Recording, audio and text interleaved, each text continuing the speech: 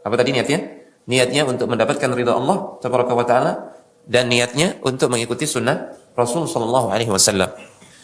Kemudian syarat berikutnya adalah ma hasala bihil maqsud.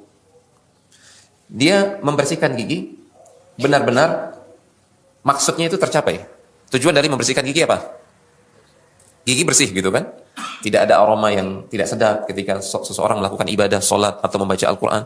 Itu malaikat nggak suka. Jadi diupayakan sikat gigi itu juga betul-betul sikat gigi yang membersihkan gigi begitu. Tapi di sini muncul permasalahan. Di sini kan Rasulullah SAW bersabda tentang siwak. Siwak itu apa? Siwak itu apa? Kayunya. Salah, bukan kayunya. Kalau kayu siwak itu namanya udul arak. Kayu arak, ada tumbuhan namanya arak.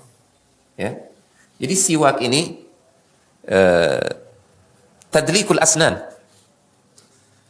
Secara bahasa, siwak itu berarti tadlikul asnan, memijat atau menggosok gigi.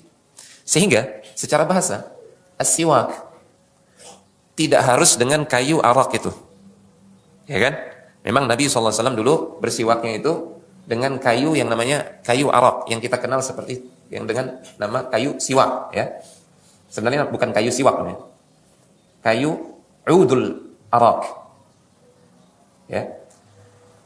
Dan Nabi SAW di akhir hayat beliau, diriwayatkan dalam Sahih Al-Bukhari dari Aisyah radhiyallahu taala anha, ketika beliau di akhir hayat ini,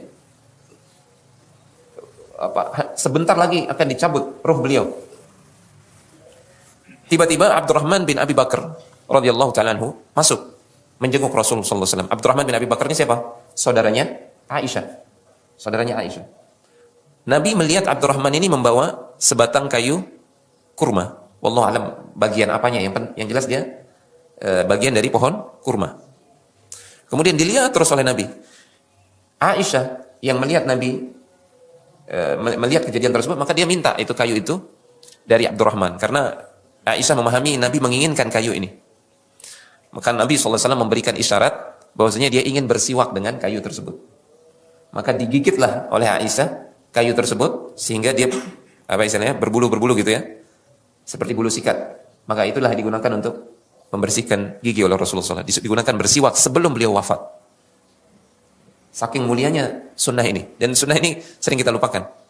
Sebelum sholat antum bersiwak tidak ini? Antum sikat gigi tidak?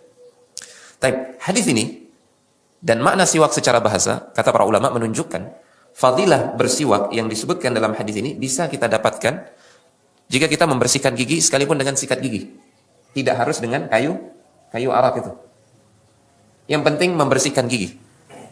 Termasuk juga dengan pasta gigi.